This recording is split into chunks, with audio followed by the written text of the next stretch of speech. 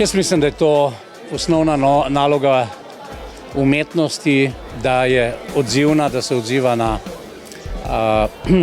tudi na dnevno-politične neumnosti, na splošne neumnosti, na podnebne zadeve, na odziva skratka na vse, kar nas obdaja. Jaz drugače se strinjam, da treba malo brcati in migati, sicer ne verjamem, da v današnjem času to še ima toliko, potencijala sprememb, kot je imela včasih. Če si aktiven član civilne družbe, ti ni treba biti aktivist.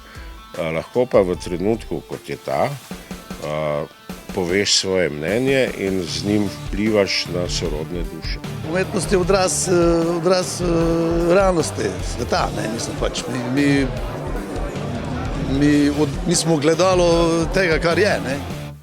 Plašim se da što se više govori o tome da su ljudi sve rezistentni na tu priču.